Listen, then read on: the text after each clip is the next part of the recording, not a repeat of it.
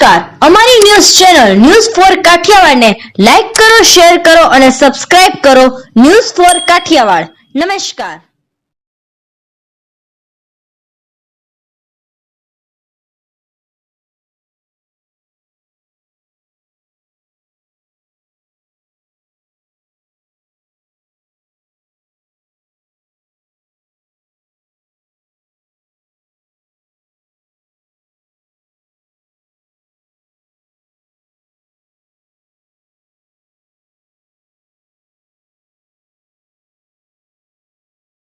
Junagadh municipal commissioner શ્રીએ media સાથે વાતચીત કરતાં જણાવ્યું હતું કે રાજકોટની ગોઝારી દુર્ઘટના બાદ સરકાર સૂચના અનુસાર જે લોકો પાસે ફાયર એનઓસી, બીયુ અને સેફટી સાધનો તથા પીજીવીસીએલનો લોડ વધારે હોય આવા પ્રકારના પાસાને ધ્યાનમાં રાખી હાલમાં ચેકિંગ કામગીરી થઈ રહી છે અને હાલમાં તપાસ થઈ રહી છે. તેમાં કોમર્શિયલ કોમ્પ્લેક્સો, ટ્યુશન ક્લાસીસો, શોપિંગ સેન્ટરો, ડોક્ટર હાઉસો તેમજ શૈક્ષણિક સંસ્થાઓ વગેરે ધ્યાનમાં રાખી મહાનગરપાલિકાની અલગ અલગ ટુકડીઓ દ્વારા આ તપાસ અંગેની કામગીરી હાલમાં ચાલી છે અને તે દરમિયાન કુલ અત્યાર સુધીમાં 13 જેટલા જુદા જુદા યુનિટોને સીલ કરી દેવામાં આવ્યા છે. તો બીજી તરફ વિશાળ ટાવરના જર્જરિત બિલ્ડિંગની 20 જેટલી દુકાનો સહિત અનેક જગ્યાએ સીલ કરી દેવામાં આવી હોવાનું જૂનાગઢ મ્યુનિસિપલ કમિશનર દ્વારા જણાવાયું છે. ત્યારે જોઈએ આ ખાસ અહેવાલમાં તેઓ શું કહી રહ્યા છે તે સાંભળીએ તેમના શબ્દોમાં.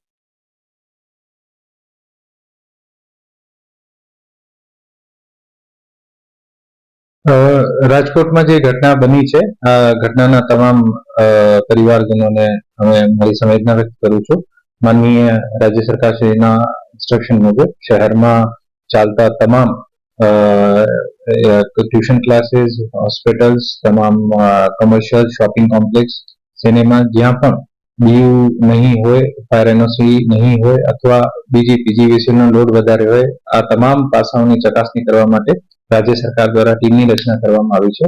જૂનાગઢ મહાનગરપાલિકા દ્વારા ગઈકાલે વિભિન્ન શોપિંગ કોમ્પ્લેક્સ અને મોલ્સની વિઝિટ કરવામાં આવી છે અને આ વિઝિટ પછી પેન્ટાલુન્સ જે છે વેસ્ટર્ન સ્ક્વેર મોલમાં, પાવર હાઉસ જીમ જે છે, આકાશ બાયજૂસ અને બેબી હગ શોપ જે છે, આ ચારને સીલ કરવામાં આવ્યા છે.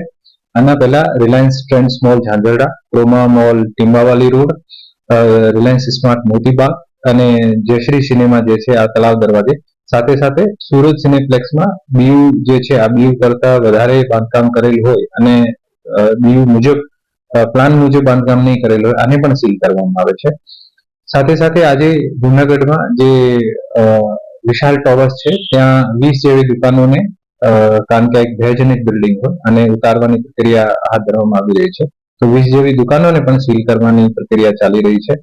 આમ રાજકોટની ઘટના બાદ લગભગ 13 જેવા યુનિટને અત્યાર સુધીમાં સીલ કરી દેવામાં આવ્યા છે અને આવનારા દિવસોમાં જૂનાગઢ મહાનગરપાલિકા દ્વારા તમામ ટ્યુશન ક્લાસીસ, તમામ હોસ્પિટલ્સ અને તમામ એવા એકમો જ્યાં લોકોની વધુ અવર જવર હોય છે આ તમામની ચકાસણી કરવામાં આવશે અને આના અનુરૂપ કાયદેસરના પગલાં લેવામાં આવશે.